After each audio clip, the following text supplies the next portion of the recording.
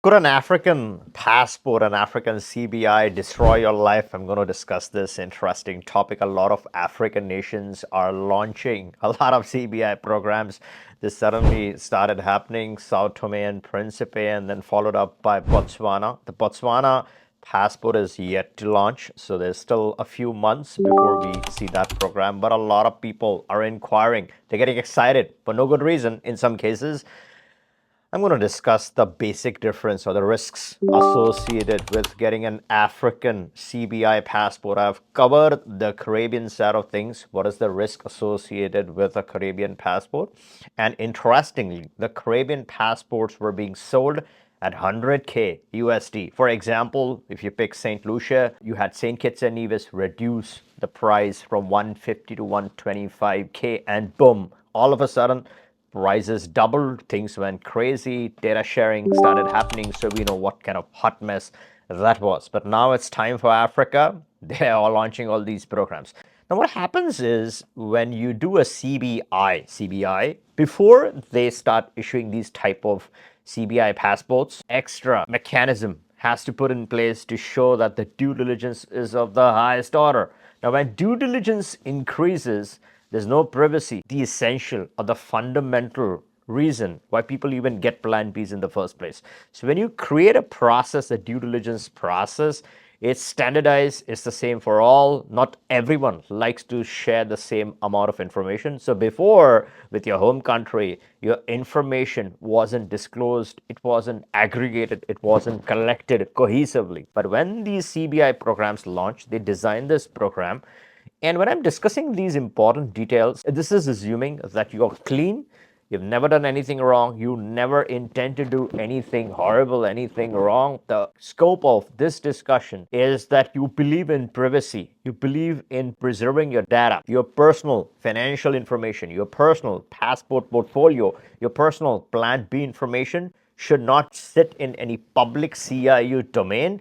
That has to be safeguarded, and that is the fundamental difference between a CBI and CBE. When you talk about a citizenship by exception, you have some authority, you have some power, you have some negotiation power. Assuming that you have not done anything wrong, your background is clean, there's certain things that are in your favor versus a canned CBI, which is defined to please all the nations in the world, especially the Western nations. The Western nations would never let such programs function, or at least some of these programs function, if they don't have the catch-all mechanism in place. Let's say you get an African passport. It's a CBI passport. When you're presenting an African passport, of course, you're not from Africa. It's pretty obvious, right? You purchase the passport. The first question is, was it a CBI?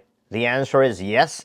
Then it's very easy to know where the data is collected. They know where the CIU is, and the moment there's any interest in your private data, the CIU, right? A lot of these countries put their hands up, and that's why you see Croatia, Malta revoking, terminating citizenships right, left, and center, because they don't want to deal with your home country. Yes, the passport might be real, but when it comes to inquiries to that program, you just got the passport, we get the deal, but now you're in hot soup. So now is the time to terminate those passports. Nope, we don't want to listen who is right and who is wrong.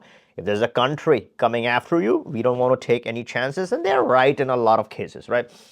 So when there is an official CIU, people know where to hunt for your information. The moment there's an inquiry, there's a lot of rich data which you may or may not like sharing, but you gave them permission to hold the data for 7 to 10 years in some cases, right? So they're going to hold that information, rich aggregated information about you. So you think you're getting a Plan B because you have a passport, but guess what? All your information sits in the cloud, preserved for 7 to 10 years, so that any entity, any country is interested in that rich wealth of information can be downloaded, can be requested. There could be an inquiry. So they would hand over that information in a lot of cases based on what your matter is. And some programs might be fine. It really depends upon your circumstances. So you got to be careful of what each program is asking for. And something that many people don't know is what are the type of agreements that the CIU has with international entities to supply that information. Now, Caribbean was a big bust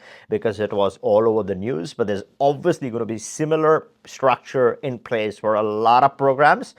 And the trend these days is to look for merit-based programs. The good thing, I'll give credit to Malta, is they're shifting towards a merit-based option. So when it is merit, it's not a public program. Not everyone has access to this type of citizenship, so it becomes a little harder. It becomes challenging.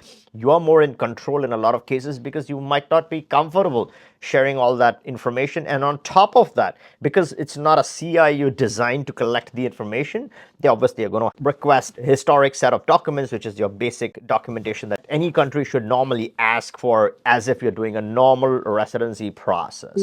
That's where I feel the citizenship by exception has a clear edge. The citizenship by investment, the privacy is controlled by them. The CIU would define their own requirements. You kind of have no choice. You have no play, no role in it.